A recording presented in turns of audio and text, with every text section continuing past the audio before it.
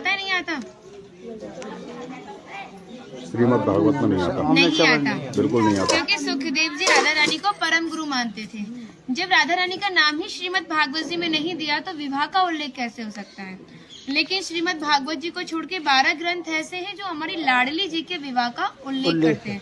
लेकिन जिस भांडेर वट के नीचे आप खड़े हो, इसका श्रीमद् भागवत जी के 10वें स्कंद के 18वें अध्याय में 22वां श्लोक कि बृहंतो बाहि मानस्य 4 यंत्रस्य गोदनम भांडीरकम नाम बटम जम्बू कृष्णम प्रोग्राम, यानी वृक्ष द्वापर युग में बहुत विशाल था, 4 योजनों में फैला हुआ था। इसकी जो सीमा थी वो 15 किलोमीटर में थी, तो इसको पंचकोशीय वृक्ष के नाम से भी जानते थे। कान्हा जी इन्हीं की शाखाओं पर चढ़ के यमुना मैया को आर पार किया करते थे। मान्यता है कान्हा जी की जो 9 लाख गाय थी दोपहर के समय इसी वृक्ष के नीचे बैठ के विश्राम करती थी। तो माता जो भी माखन मिर्ची रोटी इत्यादि प्रसादम में रख देती थी, सभी ग्वाल वाल एकत्रित होकर दोपहर का भोजन करते थे। और भांडीर वन में सबसे बड़ा विशेष फल इसी प्रसादी का बताया गया है, क्योंकि आप कभी किसी विवाह में जाते हैं तो बिना अन्न प्रसादी के नहीं आते। आप तो लाडली जी के विवाह स्थली आए हो।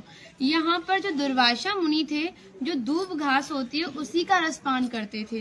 ब्रज की गोपियों ने इसी वट वृक्ष के नीचे उनको 56 प्रकार के व्यंजन खिलाए थे। यहाँ पर राधा कृष्ण में मल्ल युद्ध हुआ था, उसमें ये तय था कि जो भी हारेगा उसको भंडारा करना होगा। तो जब हमारे कान्हा जी हार गए थे तो ग्वाल वालों के साथ मिलके यहाँ पे भंडारा किया, उसी के नाम पर इसका नाम भांडीर वन पड़ा। यहाँ पर ब्राह्मण पत्नियों ने भी कान्हा जी को भोजन प्रसादी खिलाई है और ठाकुर जी ने ब्रजवासियों से ये टुकड़े मांग के पाए थे, तभी नाम दिया था इसका मधुकरी। मांग के पाना मतलब मधुकरी।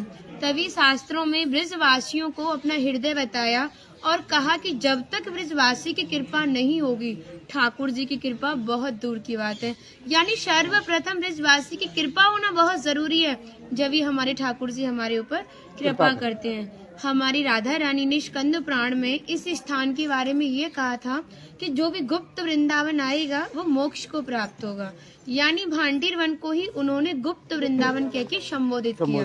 तो कान्हा बोले तुम इतनी बड़ी बात को कह रही हो, लोग पाप करेंगे और सीधे दौड़े भांडीर वन चले जाएंगे, क्योंकि आपने तो मोक्ष धाम ही भांडीर वन को कह दिया।